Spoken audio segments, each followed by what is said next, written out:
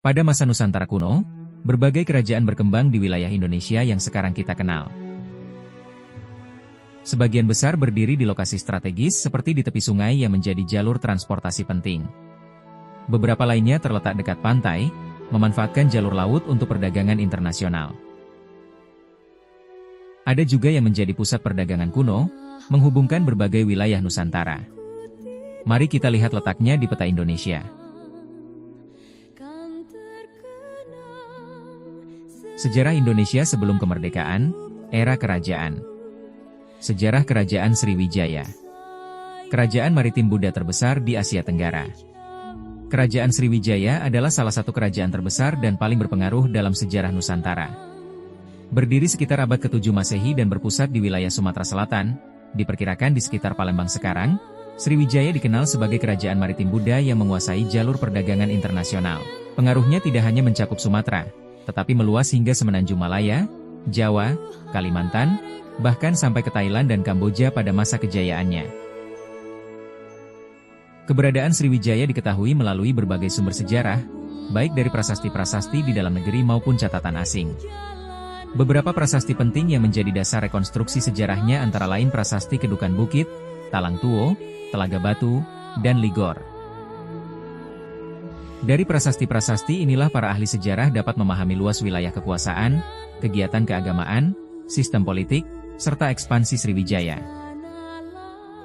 Prasasti Kedukan Bukit, misalnya, mencatat perjalanan suci, Sidayatra, dan penaklukan wilayah oleh Dapunta Hyang Srijayanasa, pendiri sekaligus penguasa awal Sriwijaya. Sementara itu, prasasti Talang Tuo menampilkan doa dan harapan raja bagi kesejahteraan rakyat melalui pembangunan taman hijau bernama Sriksetra. Sriwijaya berkembang menjadi kekuatan besar berkat dua faktor utama, kekuatan maritim dan posisi strategisnya pada jalur perdagangan laut internasional, khususnya Selat Malaka.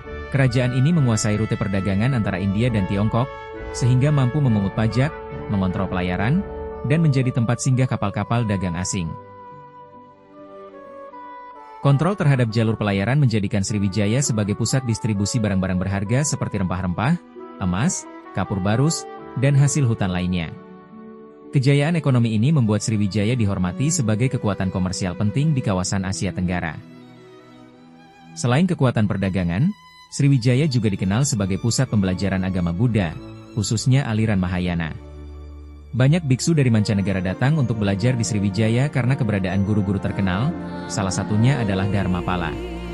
Catatan perjalanan pendeta Tiongkok, Ising, memberikan gambaran jelas mengenai hal ini.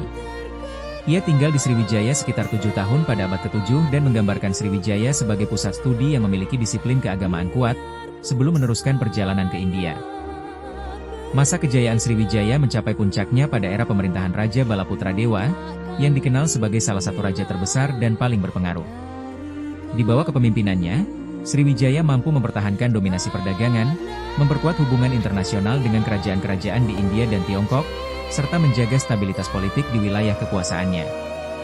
Balaputra Dewa juga tercatat sebagai pendiri Vihara di Nalanda, India, menunjukkan kuatnya hubungan spiritual dan diplomatik Sriwijaya dengan pusat-pusat keagamaan di Asia Selatan.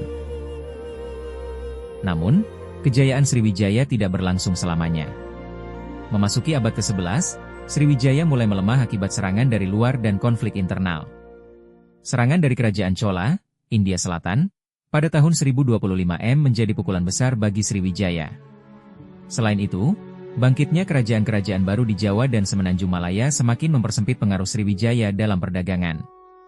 Pada abad ke-13, dominasi Sriwijaya semakin menurun, hingga akhirnya wilayahnya terbagi dan kekuasaannya meredup. Warisan Sriwijaya sangat penting bagi sejarah Indonesia dan Asia Tenggara. Selain menjadi pusat perdagangan strategis, Sriwijaya juga berperan besar dalam penyebaran agama Buddha Mahayana dan membentuk jembatan budaya antara India, Nusantara, dan Tiongkok. Melalui prasasti-prasasti dan catatan asing yang ada, Sriwijaya dikenang sebagai bukti bahwa peradaban Nusantara telah mencapai tingkat kemajuan tinggi dalam bidang maritim, perdagangan, dan spiritual sejak awal abad Masehi.